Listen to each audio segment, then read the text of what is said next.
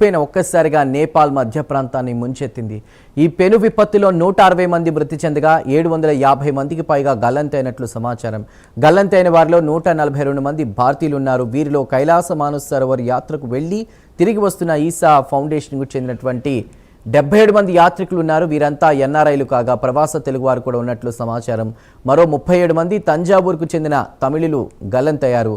టిబెట్లోనూ 3 మృతి చెందగా 265 మంది ఆచూకీ తెలియడం లేదు.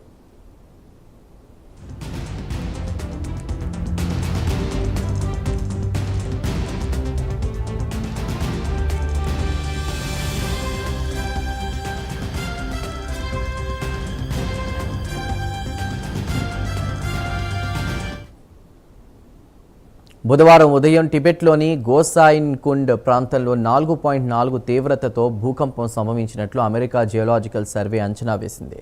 భూకంప ప్రభావంతో టిబెట్ నేపాల్ సరిహద్దులోని పర్వత ప్రాంతంలో భారీ కొండచర్య విరిగిపడినట్లు సమాచారం. దీంతో లిండే నది ఉప్పొంగి వరద బోటేకోషి నది ద్వారా త్రిశూలి నదిలోకి ఒక్కసారిగా దూసుకొచ్చింది.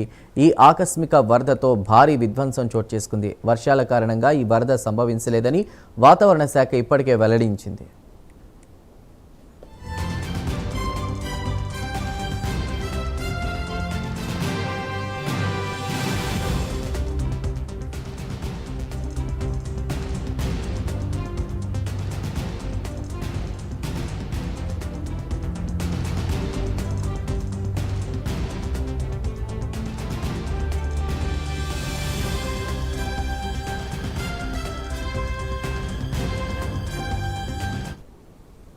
బోటేకోషి నది నుంచి వచ్చిన వరద మొదట టిబెట్ సరిహద్దులోని రసువా, దాడింగ్ జిల్లాలను ముంచెత్తింది. ఆ తర్వాత నువాకోట్, చితావన్, గూర్ఖా, తనాహు, నవాల్ పార్సీ తూర్పు జిల్లాలకు విస్తరించింది. మొత్తంగా 7 జిల్లాలు తీవ్రంగా ప్రభావితమయ్యాయి.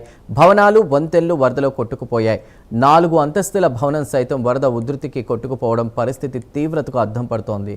384 మెగావాట్ల విద్యుత్తును కూడా ఉత్పత్తి చేసే 8 జలవిద్యుత్ కేంద్రాలు ధ్వంసం కాగా నిర్మాణంలో ఉన్న మరో 4 కేంద్రాలు దెబ్బతిన్నాయి.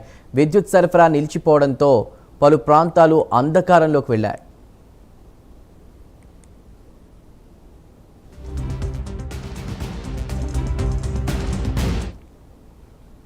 కైలాస్ మానస్ సరోవర్ యాత్ర ముగించుకుని తిరిగి వస్తున్న ఈషా ఫౌండేషన్కు చెందిన 77 మంది ఇమిగ్రేషన్ కార్యాలయం వద్ద ఉండగా వరదల్లో చిక్కుకున్నట్లు సమాచారం. ఈ ఘటనపై ఈషా ఫౌండేషన్ సద్గురు జగ్గి వాసుదేవ్ తీవ్ర విచారాన్ని వ్యక్తం చేశారు. 450 మందికి పైగా యాత్రికులు తిరిగి వచ్చారని, ఒక బ్యాచ్కు చెందిన వారే ఈ విపత్తులో చిక్కుకున్నారని తెలిపారు. మరోవైపు 80 మంది నేపాల్ భద్రతా సిబ్బంది గల్లంతయ్యారని, వారిలో 44 మంది సైనికులు ఉన్నట్లు సమాచారం. రసువాలో 384 మంది పర్యాటకులు గల్లంతయ్యారని, వారిలో 341 మంది విదేశీయులని నేపాల్ పర్యాటక బోర్డు వెల్లడించింది. వరద ప్రభావిత ప్రాంతాల్లో నేపాల్ సైన్యం భారీ సహాయక చర్యలు చేపట్టింది. 12 హెలికాప్టర్లు, 5 డ్రోన్లతో గాలింపు కొనసాగుతోంది. ఇప్పటి వరకు 100 మందిని రక్షించగా వారిలో 30 మంది కార్మాండూలోని ఆసుపత్రిలో చికిత్స పొందుతున్నారు. ప్రమాద సమాచారం తెలియగానే నేపాల్ ప్రధాని బాలేంద్ర షాతో ప్రధాని మోదీ ఫోన్లో మాట్లాడారు. మృతులకు సంతాపం తెలిపిన మోదీ నేపాల్కు అవసరమైన అన్ని రకాల మానవతా సహాయం అందిస్తామని హామీ ఇచ్చారు. భారత్ వాయుసేన విమానాల ద్వారా ఔషధాలు, ఆహారంతో కూడిన సహాయక సామాగ్రిని నేపాల్కు పంపారు.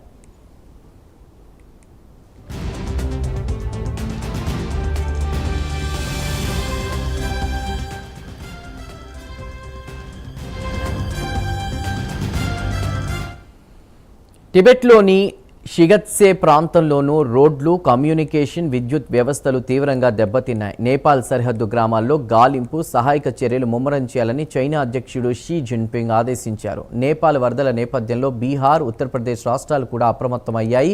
గండక్ నది ఉప్పొంగే అవకాశం ఉండడంతో బీహార్లోని వాల్మీకి నగర్ బ్యారేజ్కు చెందిన 36 గేట్లను అధికారులు ముందుగానే ఎత్తివేశారు.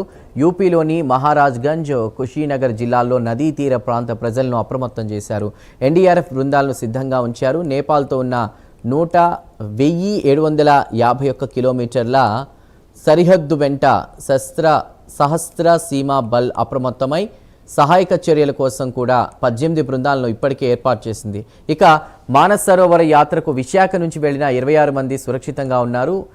వీరు ప్రయాణిస్తున్న బస్సుకు ముందు వెళుతున్నటువంటి 2 బస్సులు కూడా వరద ప్రవాహంలో కొట్టుకుపోయినట్లు విశాఖ వాసులు తెలిపారు. కేవలం 50 మీటర్ల దూరంలో ఈ ఘటనను ప్రత్యక్షంగా చూసినట్లు చెప్పారు. ఎదురుగా వచ్చిన మరో బస్సు డ్రైవర్ హెచ్చరించడంతో తమ బస్సును నిలిపివేసి ప్రమాదం నుంచి బయటపడినట్లు వివరించారు. ఈ బస్సులో భీమిలి జెడ్పీటీసీ సభ్యుడు, విశాఖ డిఎల్డిఏ చైర్మన్ గాడు వెంకటప్పుడు, సింగనబంద మాజీ సర్పంచ్ గాడు వెంకట నారాయణతో పాటు విశాఖకు చెందిన 26 మంది ఉన్నారు. నేపాల్లో చిక్కుకున్న భారతీయుల కోసం భారత ఎంబసీ అత్యవసర సహాయ నంబర్లను అందుబాటులోకి తీసుకొచ్చింది.